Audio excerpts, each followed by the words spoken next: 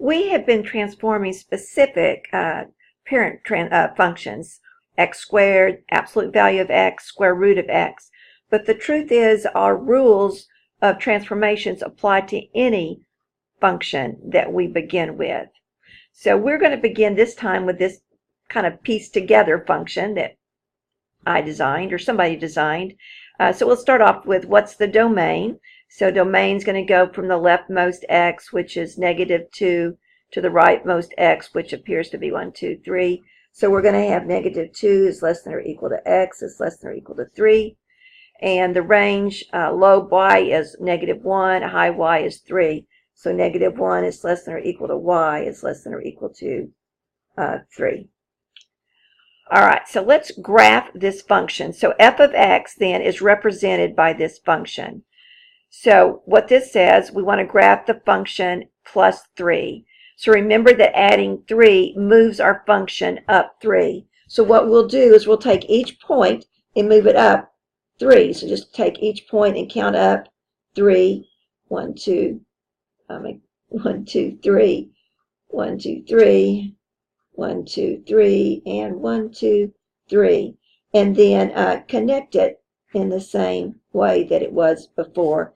And I get my new function here. So everything moved up 3. Oops, I did it on the wrong one. I'll do an arrow right there. So that goes there. So this is our original.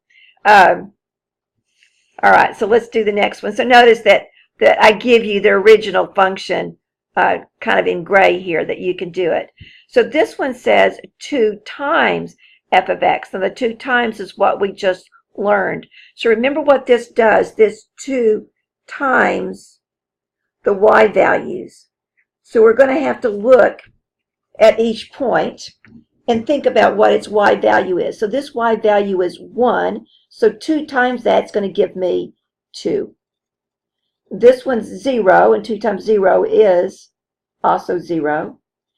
Here the y value is 2. You see you're counting from the origin, 2. And so 2 times 2 is going to be 4, so up twice as far. This y value is 3, so 2 times 3 is 6. 0 times 0, 2 times 0 is 0. And this one's -1, so 2 times -1 is -2. So I get these points. So I want to connect them. So I go here, here, here, here, and here. And that's going to be 2 times f of x.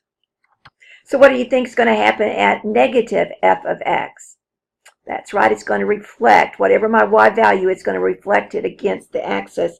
So here it's up 1, so it's going to be down 1. 0 stays the same. Here's up 2, so I'm going to go down 2.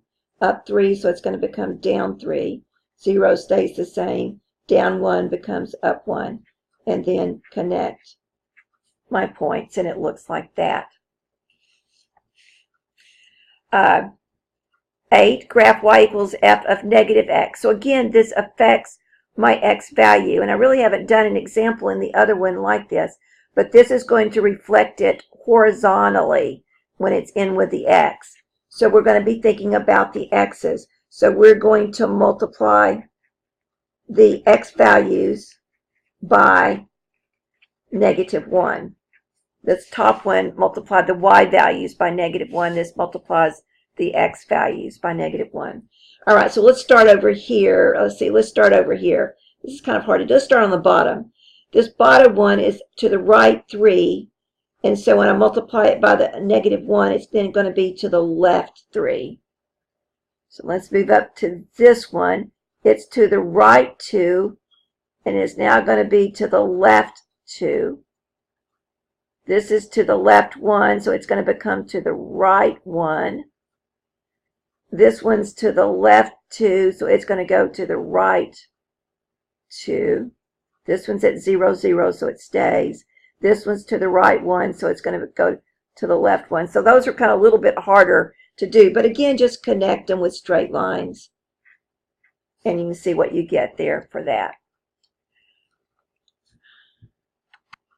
So why don't you try 9? And I'm going to pick up and do one more example after that. So after you stop, it started it again. All right. So I have these two things to do. 1/2 times the y value, and then I'm going to move it right 3. I think for these it's probably easier to do the 1/2 the y values first, so I'm going to do it in 2 colors. So I'm going to have 1/2 every y, so half of that's half. This is a 0, this is going to be a 1, this is going to be in the middle here, 1.5. This is still a 0, and this is going to be right here. So right now I kind of have this. So there's 1/2 f of x. Then I want to take each of those points and move it to the left 3. So let's see, I have 1/2 of y values.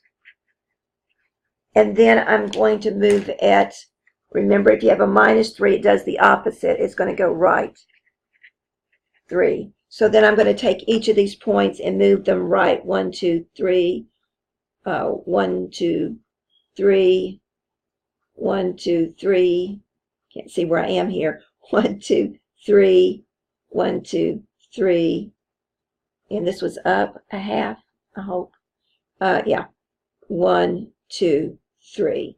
So it should have made it narrower. You see, it kind of got skinnier there. Oh, no, it got shorter. That's right. It got shorter, and I moved to the right 3. All right, we're stopping here.